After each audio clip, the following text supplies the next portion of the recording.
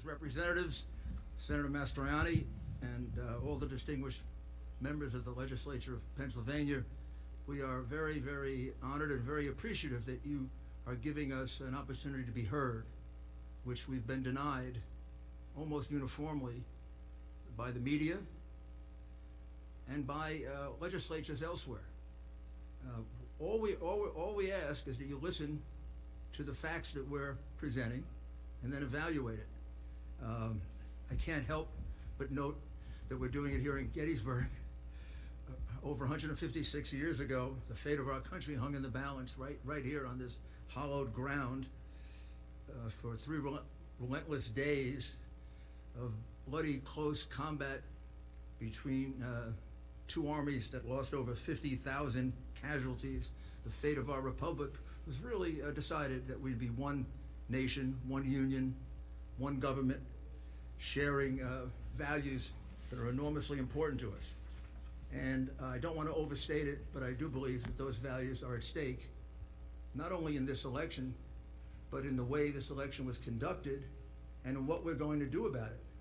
Because if we allow elections in the future to be conducted the way this election was conducted, we will have lost our democracy, our representative democracy.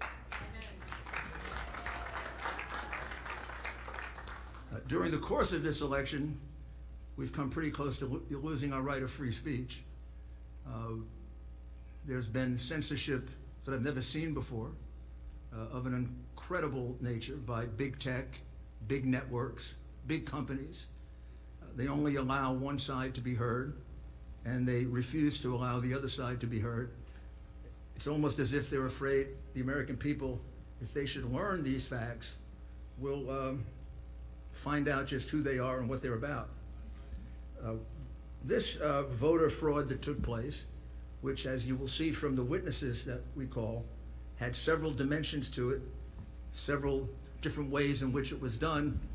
The most dangerous thing is it is very, very similar in at least 6 states that we've been able to study.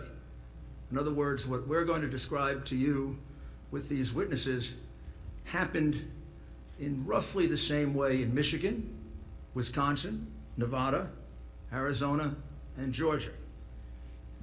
Primary device were the mail-in ballots. You know there was a fierce debate over whether we should have mail-in ballots in the first place. Many scholars, many experts always felt that mail-in ballots were very dangerous because they're very easy to forge. It leads to more defrauding. We were warned by Justice Souter, among others. We were warned by President Jimmy Carter and former Secretary of State James Baker in a report that they did on how to make elections more secure. They warned us that the one thing to do is do not go to general mail-in voting, because every place it's been used, it's led to tremendous fraud. And that was reiterated, believe it or not, in an article in the New York Times in 2012, an article they have now forgotten they wrote, that explained the same thing. And I think what you're going to find as you study your mail-in ballot procedure here in the Commonwealth of Pennsylvania, and then in the 6 other places, this was a terrible mistake, and it allowed the leadership of a party that had become pretty expert at voter fraud to really go wild. So the witnesses we present are going to first show you that in the case of Philadelphia and in the case of Allegheny County and 1 or 2 other counties, the mail-in ballots that were received were not inspected at all by any Republican. They were hidden from Republicans. In the case of Philadelphia and Allegheny County, I can't be absolutely certain, but I do believe the witnesses will show that a Republican never got to see a single ballot. Now, you know how important that is to determining whether it is a valid ballot or not. There's only one time you get to do that, and that's when you separate the envelope that possesses the verifying information from the ballot. The moment you separate them, you can no longer verify. You can't go back and recount. You can't go back and check paper ballot against the machine ballot because it's a private ballot. It's an anonymous ballot. We want to keep it that way. The only thing that identifies it is that outer envelope. At that moment, when they're separated, gone forever. That's the moment at which inspections have been allowed, time immemorial, in America, Pennsylvania, all of our other 49 states. Several of the witnesses here have been doing this for 20 or 30 years.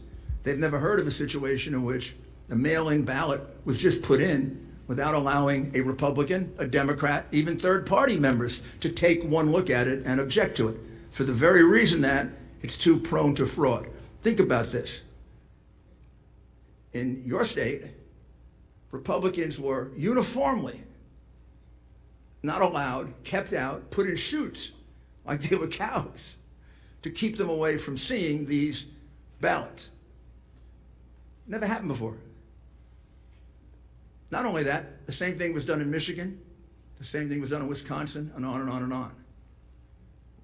What's the chance that on the morning of November 3rd or 4th, when they started the count, that in each one of those places, the Democrat leadership of these highly controlled Democrat cities that have some history for corruption, and in the case of Philadelphia, a long history of voter fraud. I could show you the convictions. I don't think I have to. What are the odds that they're all going to wake up with the same idea? After years and years of always examining together absentee ballots, all of a sudden, in a year in which we have a couple million of them per state, we're not going to allow any Republicans to see them.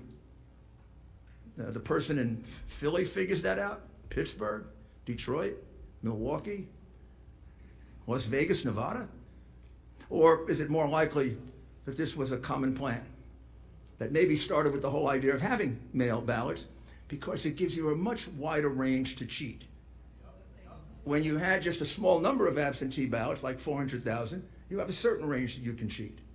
When you have 250 or 2.5 million, you have a much bigger range to do that. So when you hear that testimony about not being allowed to see the ballot, you have to understand it's much more important than just that individual ballot.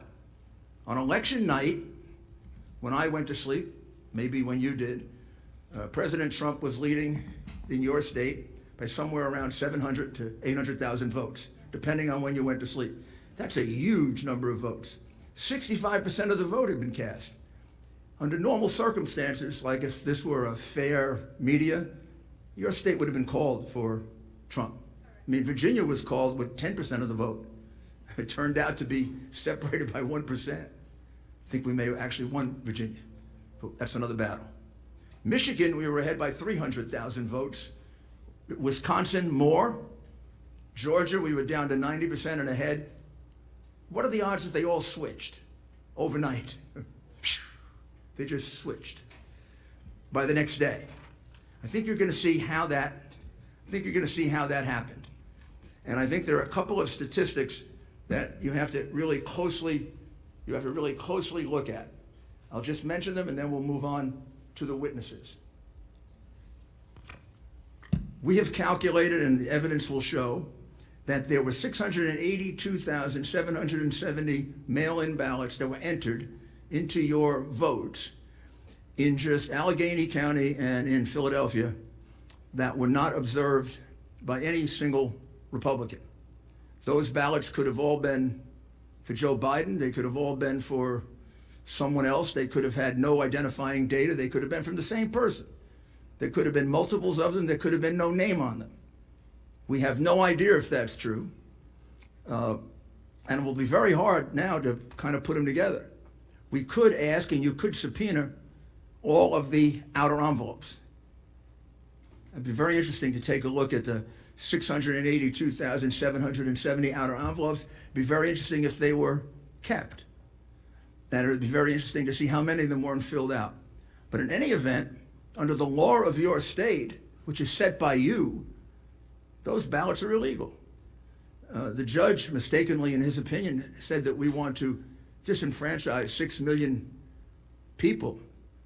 We don't want to disenfranchise anyone. We want to disqualify 682,000 votes so that 74 million people are not disenfranchised, because that's what happened by the cheating that went on here. I'll give you one other enormously puzzling statistic. You sent out in the state of Commonwealth of Pennsylvania 148 absentee or mail-in ballots. You received back 1.4 million approximately. However, in the count for president, you counted 2.5 million. I don't know what accounts for that 700,000 difference between the number of ballots you sent out and the number of ballots that ended up in the count. That number, 2,589,242, was on your government website until yesterday. And yesterday it was removed without explanation. I'm going to be very interested in hearing what the explanation is.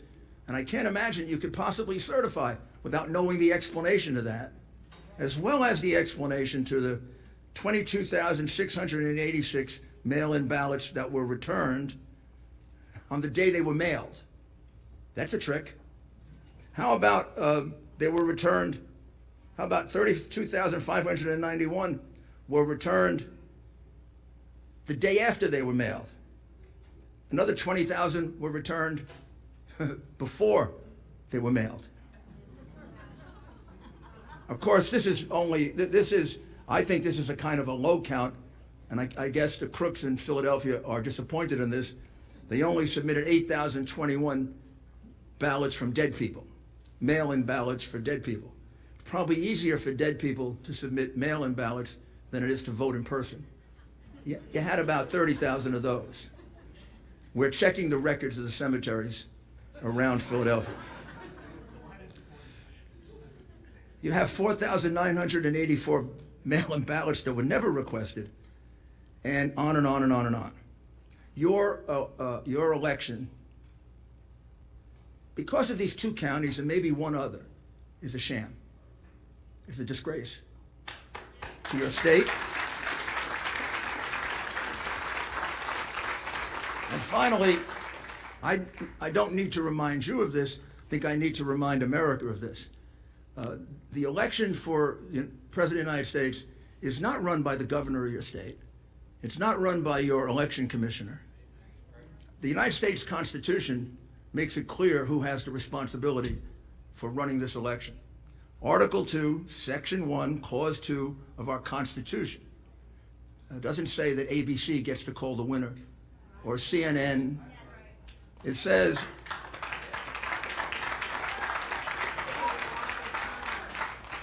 each state shall appoint in such manner as the legislature thereof may direct a number of electors.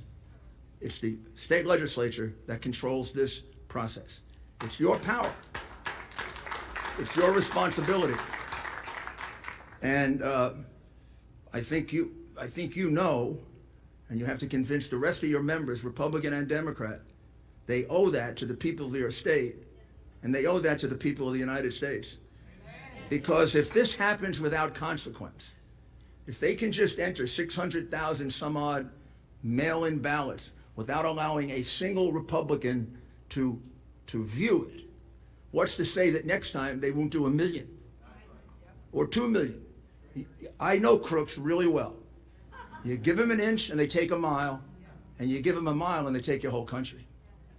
So now we'll proceed with the witnesses.